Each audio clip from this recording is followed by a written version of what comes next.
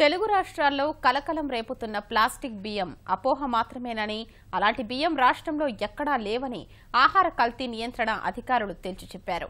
రాష్ట్ర వ్యాప్తంగా జరిపిన సోదాల్లో అలాంటి బియ్యం ఎక్కడా లభ్యం కాలేదని, ప్రజలు నిర్భయంగా బియ్యం వండుకొని తినొచ్చని వారు భరోసా ఇచ్చారు. అసలు బియ్యానికి ప్లాస్టిక్ బియ్యానికి తేడా ఎలా గుర్తుపట్టాలో నిపుణులైన అధికారుల్ని అడిగి తెలుసుకుందాం. రాష్ట్రాల్లో ఇప్పుడు ప్లాస్టిక్ బియ్యం ప్రజల్ని భయకంపితులను చేస్తుంది. అన్నం తిందామన్నా కానీ ఒక ఆందోళనకు గురయ్యేటువంటి పరిస్థితి ఏర్పడింది. ఏ బియ్యం కొనాలి, ప్లాస్టిక్ బియ్యం ఎక్కడ కల్తీ చేస్తున్నారన్నటువంటి ఆందోళన అయితే ప్రజల్లో నెలకొన్నటువంటి పరిస్థితుల్లో ఆహార కల్తీ నియంత్రణ శాఖ అధికారులు చర్యలు ప్రారంభించారు. విజయవాడ నగరంలో ఈ రైస్ దుకాణాలపైన తనిఖీలు నిర్వహిస్తున్నారు. అలాగే ఈ బియ్యం మంచిగా కాదా అనేటువంటి విషయంపైన ప్రజలకు అవగాహన కల్పించేటువంటి కార్యక్రమాన్ని కూడా చేపట్టారు. అసలైన బియ్యం ఏవి, నకిలీ బియ్యం ఏవి, ప్లాస్టిక్ బియ్యం ఏవి, ఎలా తెలుసుకోవాలి అనే అంశాలపైన మనతో మాట్లాడేందుకు ఆహార నియంత్రణ శాఖ అధికారి పూర్ణచంద్రరావు గారు ఉన్నారు. సరే, ఎట్లా కనుక్కోవాలి ప్లాస్టిక్ బియ్యమా అది మామూలు బియ్యం అనేది?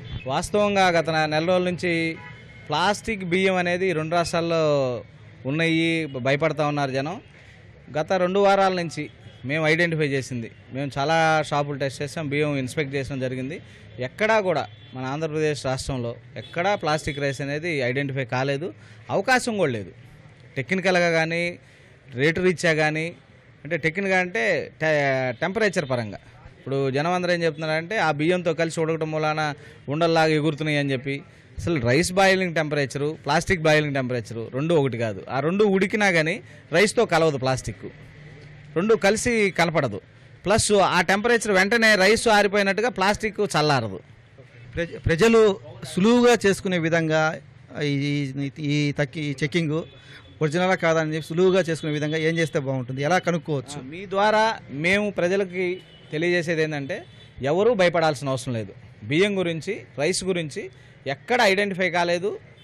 చైనా రైస్ కానీ ప్లాస్టిక్ రైస్ కానీ ఎక్కడ ఐడెంటిఫై కాలేదు, అవకాశం లేదు. మన రైస్లో కలవు, రైస్లో కలిసే పరిస్థితి లేదు. మీరు భయపడకుండా మన రైస్, ఆంధ్రప్రదేశ్లో రైస్ తినేసేయచ్చు. కానీ దీనికి ఒక చిన్న టెస్ట్, గృహిణీల దగ్గర నుంచి కామన్ మెన్ దాకా ఐడెంటిఫై చేసుకోవడానికి రైసా ప్లాస్టిక్ రైసా అని ఐడెంటిఫై చేయడానికి చిన్న టెస్ట్ ఉంది. అదే ఏంటంటే ఐడిన్ సొల్యూషన్ ఒక డ్రాప్ తీసుకొని ఈ రైస్లో కనుక కలిపితే నీలి రంగుగా మారుద్ది. మీరు చూడండి, రైస్ స్టార్చ్ టెస్ట్ అనమాట. రైస్లో ఉండే స్టార్చ్ని ఐడెంటిఫై చేస్తుంది. ఇట్లా నీలి రంగులోకి మారితే ఒరిజినల్ రైస్.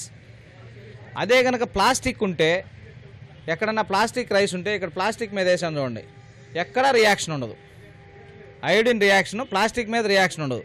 అదే రైస్ స్టార్చ్ మీద వేస్తే నీలి రంగుగా మారిపోద్ది. ఇమీడియట్గా గృహిణి దగ్గర నుంచి కామన్ మ్యాన్ వరకు ఎవరైనా లభ్యమయ్యే అయోడిన్ సొల్యూషన్తో టెస్ట్ చేసుకోవచ్చు. టెస్ట్ చేసుకొని ఏదన్నా అనుమానం ఉంటే కల్తీ నియంత్రణ శాఖ, మా food safety department food safety ఆఫీసర్కి కానీ డిజిగ్నేట్ ఆఫీసర్కి కానీ కంప్లైంట్ చేయొచ్చు.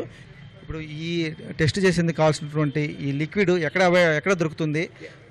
ఒకవేళ అయోడిన్ సొల్యూషన్ లేకపోతే దానికి ప్రత్యామ్నాయంగా ఏమైనా ఉందా? ఏం అవసరం లేదు, టించర్ అయోడినే ఇదండి. ఇదేం ప్యూర్ అయోడిన్. టించర్ అయోడిన్ మన దెబ్బలు తగిలితే వేసుకునేది కూడా వేసుకున్నా కానీ నీళ్ళు రంగు వస్తుంది.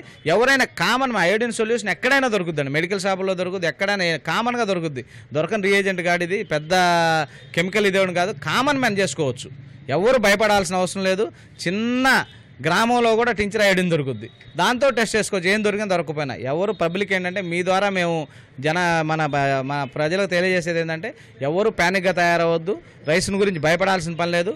ఏమైనా అనుమానాస్పదంగా ఉంటే మా డిపార్ట్మెంట్కి దగ్గరలో ఉన్న జిల్లా ఫుడ్ సేఫ్టీ డిజిగ్నేట్ ఆఫీసర్కి కానీ, జిల్లా ఫుడ్ సేఫ్టీ ఆఫీసర్కి కానీ, మా కమిషనర్ కానీ, ఫుడ్ సేఫ్టీ కమిషనర్ గారికి కానీ, ఫుడ్ సేఫ్టీ డైరెక్టర్ గారికి కానీ ఎవరికైనా తెలియజేస్తే ఇమీడియట్గా చర్యలు తీసుకుంటామండి. మామూలు బియ్యాన్ని కొంచెం నూక మాదిరిగా చేసుకొని ఈ తనిఖీ నిర్వహించాల్సి ఉంటుంది. ఈ పరీక్ష నిర్వహించేందుకు నూక బియ్యాన్ని అయోడిన్ ఆ బియ్యం మీద వేస్తే వెంటనే నీలిరంగా మారిపోతుంది. మామూలుగా ప్లాస్టిక్ బియ్యం అయితే దానిపైన ఎలాంటి రసాయనిక చర్య జరగకుండా అలాగే ఉండిపోతుంది అని చెప్పేసి అధికారులు స్పష్టం చేస్తున్నారు. కాబట్టి ప్రజలెవరు కూడా ఈ విషయంలో ఎలాంటి ఆందోళనకు గురి కావాల్సిన అవసరం లేదు.